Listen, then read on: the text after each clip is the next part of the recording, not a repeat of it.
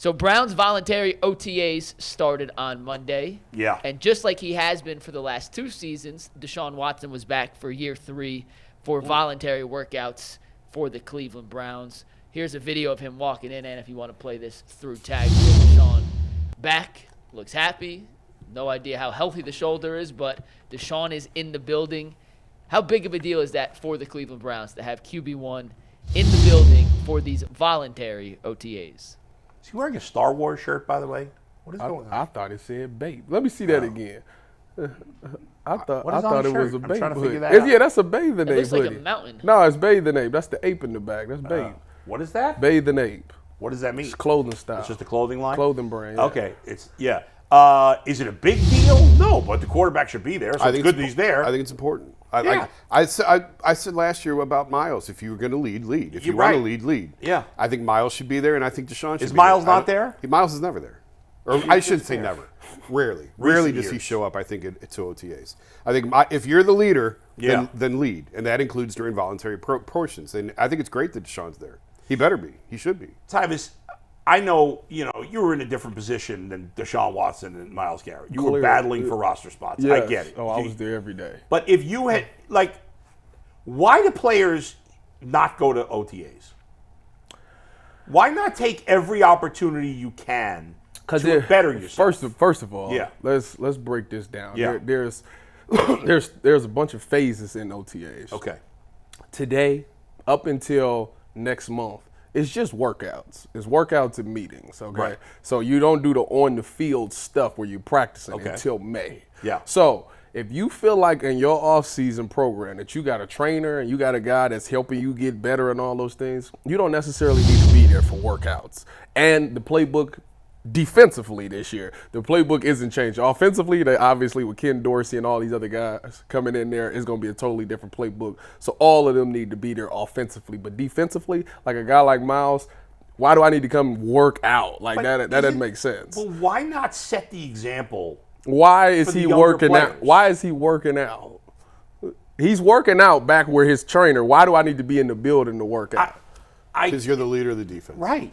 Why does Deshaun? Oh, Deshaun hasn't played well the last couple of years. Yeah, I have to say, yeah. Is Nick Chubb there?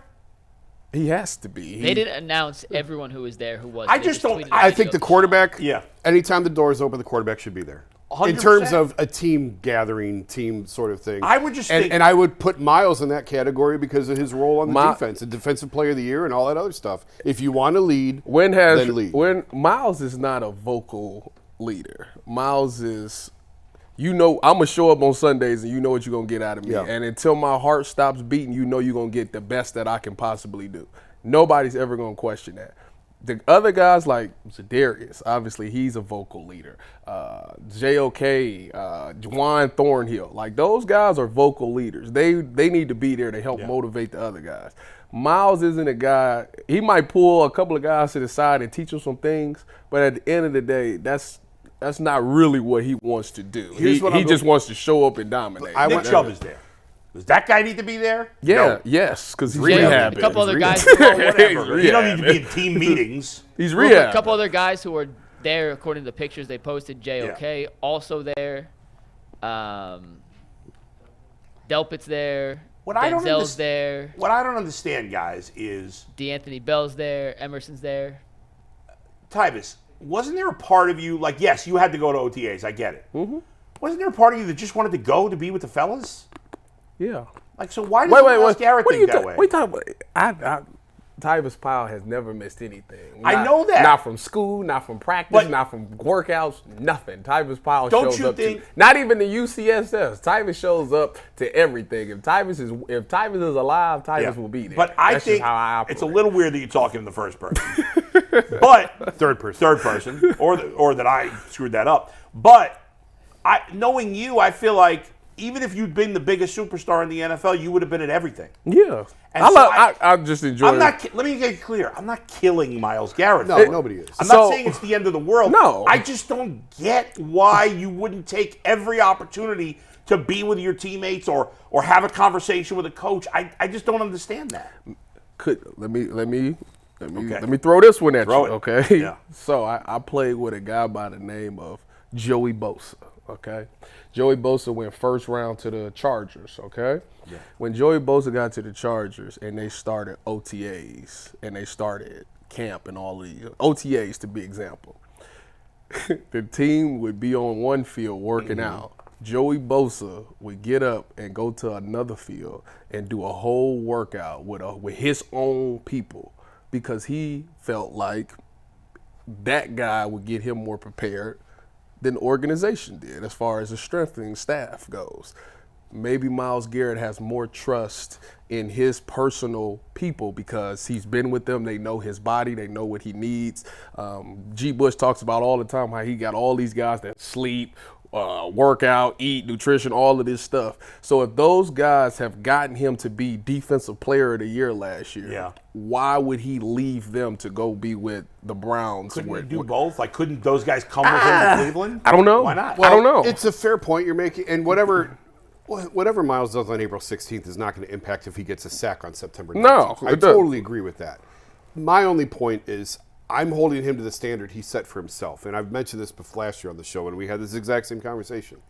The COVID year, or maybe it was 20 or 21, somewhere in there when we were not allowed in the locker room, I was walking out of the stadium with him.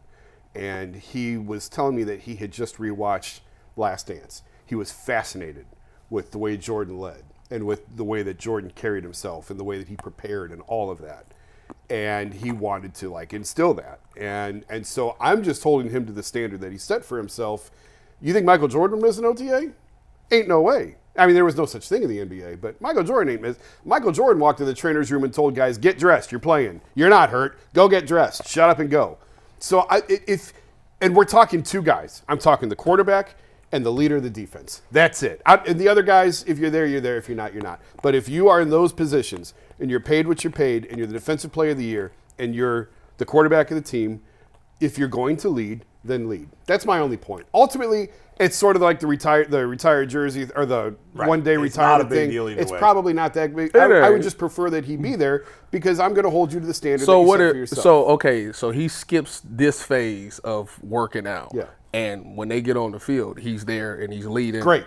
That's fine. That's what he does. That's exactly what's going to happen. And if he's there for that, okay. Well, cool. I'm sure he will be. But who cares about obviously I'm different. I'm not Myles Garrett. I was an undrafted guy who was fighting for his life every single day. So I had to be there. But Myles doesn't have to do that because, like I say, he has his own training staff and they're just working out. Clearly he works out. Clearly. He's pretty good at the training thing. Yeah. When it comes to the on-field portion, I hope he's there. That's all. That if he's not there for the on-the-field portion, then we'll have this conversation. But in terms of the conversation started about Watson, so obviously, just like we wanted Myles Garrett to be there, we're happy that Deshaun Watson for sure. Yeah, DY DY being there is important because, like I say, it's a new offensive play calls and all this stuff that they're trying to do. You need to make sure that you're on board with the communication. Language might change under Ken Dorsey if he is calling the plays or if these guys come in with new ideas. You want to get all of this stuff, find out what you're comfortable with, try to build this playbook like you did last year. You tried to build a playbook for the season. Obviously, you got hurt and things didn't go really to plan. Hopefully, things change this season. But you got a new piece that you got to work with, Jerry Jeudy, see how he operates. Obviously, you're not going to be throwing the ball like that. But you want to get there and get that chemistry going in, like I say, learn a new language.